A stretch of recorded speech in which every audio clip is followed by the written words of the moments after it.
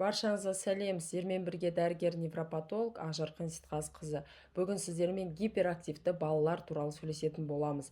Гиперактивтілік бұл баланың мінез құлқы ма, әлде бұл белгілі бір аурудың алғашқы көрінісі ме? СДВГ синдромы дегеніміз қандай синдром, және де бұндай диагноз қойылғанда балаға қалай көмектесеміз? Осы туралы толық мәліметті алатын боласыздар.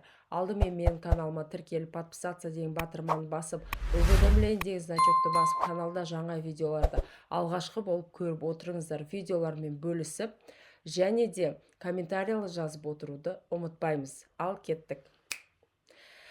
Гиперактивті балалар дегеніміз ол бір орында тұрмайтын, әрқашанда тынымсыз жүгіріп жүретін, 10 минуттан артық бір нәрсеге зейінін сала алмайтын, және де қиын мәліметті қабылдайтын, қоршаған ортада өзін жаңағыдай жақсы көрсете алмайтын, әрқашанда агрессия, гиперимпульсивность көрініс беретін балаларды гиперактивті балалар дейміз. Енді гиперактивтіліктің мысалы мінез құлық ретінде, мысалы холерик балалар бізде гиперактивті болуы мүмкін, немесе СДВГ синдромының алғашқы белгісі болуы мүмкін. Біз гиперактивтілікті, мысалы СДВГ синдромын, бала 4 жасқа келгенше сразу қоя алмаймыз. Сондықтан бала 4 жасқа келгенде, бірақ біз бұл синдромды қоя алмаймыз.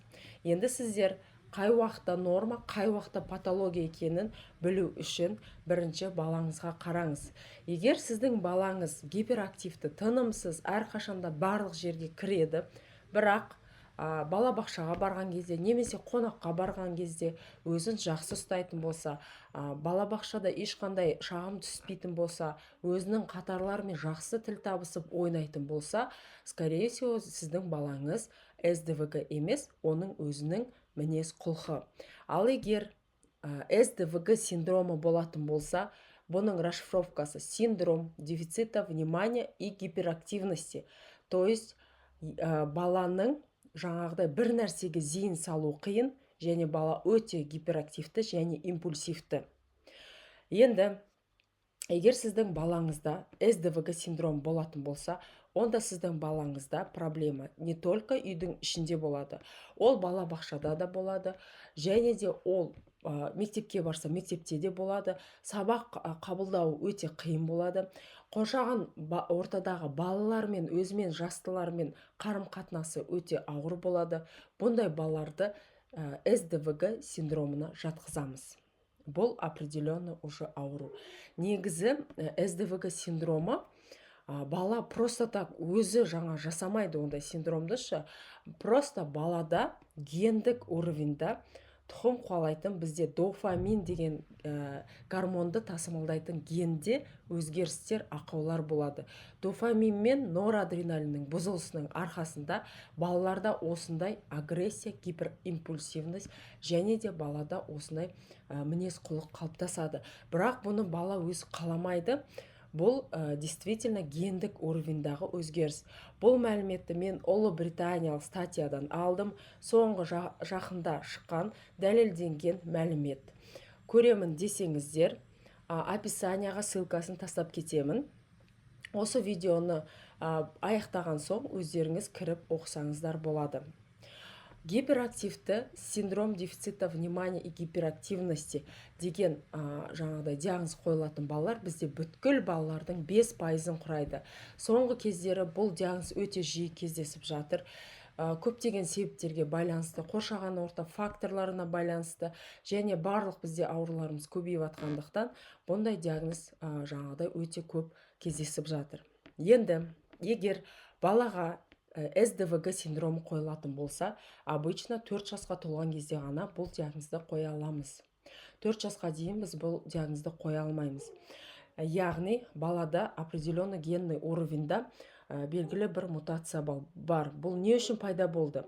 Көп жағдайларда тек қана жаңағыдай тұқым қуалайтын гендік жаңағыдай мәліметтерді бізде именно босану кезінде, мысалы бала босанып жатқан кезде әртүрлі стресстік жағдайлар, белгілі бір инфекциялық аурулар, немесе балада ауыр гипоксиялық өзгерістер, немесе басқа да бас ми жарақаты болатын болса, босанып жатқан кезде әртүрлі травма алатын болса, бұл гиперактивтіліктің жаңа СДВГ синдромын өршітетін факторлар.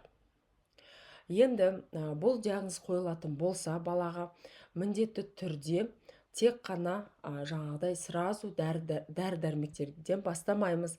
Яғни бұндай балаларға ерекше көзқараспен қарауымыз керек. Бұл бала өз қалап тұрған жоқ. Бұл действительно баланың ағзасында бір өзгеріс бар. Бала онымен өзі күресе алмайды. Сондықтан бұл кезде балаларға ата-анасы үлкен көмек көрсету керек, жанұялық деңгейде. Екінші, балабақшада болатын болса, балабақшадағы жаңағыдай ұйымшылдықпен бірге, және де егер мектеп жасындағы бала болатын болса, мектептегі бүткіл психологтар және жаңағыдай тәрбиешілер барлықтары бірге, сабақ өтетін мұғалімдері, жетекшілері барлықтары бірге ұйымдасып, бұндай балаға көмек көрсету керек. Енді біздің СДВГ синдромына шалдыққан балалардың көбісінде өздерінің бір таланттары болады. Любой біздің Алла тағала жаратқан кезде белгілі бір талантпен жаратады әр адамды. Енді сіздердің мақсаттарыңыз өздеріңіздің балаларыңыздағы ерекше талантты байқау. Кейбір балалар мысалы тез арада мозаика жинауы мүмкін, немесе тез арада бір нәрсе құрастыру мүмкін, қолынан әртүрлі шеберлік келу мүмкін. Сондай моменттерде сіздер өздеріңіз балаларыңыздың плюстарын, именно сол қандай жаңағыдай қолынан не келіп жатыр, соны әрқашанда мақтап, балаға мотивация беріп, әрқашан қолдайтын болсаңыздар, бұндай балаларды жаңағыдай тәрбиеге келтіруге болады. Және де ата-анадан бөлек бізде мұғалімдер де ерекше жаңағыдай баламен айналысу керек. Мысалы, басқа балалар қараған кезде бұндай балалар кішкене сабақ үлгерімінен сәл төмендеу болады.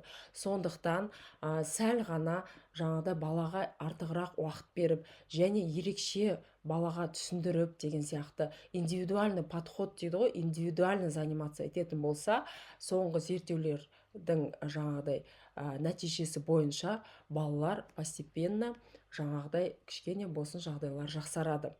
Егер бұл жеңіл және орташа дәрежелі жағдай болатын болса, осы педагогический, яғни психологиялық тұрғыда және ата-анамен айналысу, мұғалімдермен айналысу арқылы бұл диагнозбен күресуге болады.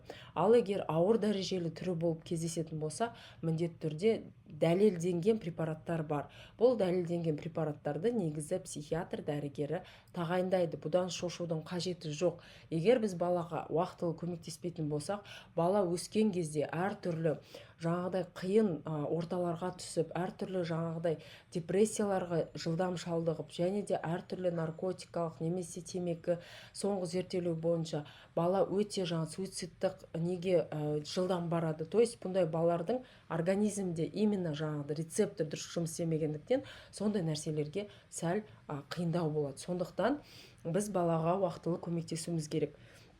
Басында жаңағыдай тәрбиелік жағынан көмектесеміз. Если ол көмектеспей жататын болса, міндетті түрде дәрігердің тағайындауымен препараттарды уақытылы ішеміз.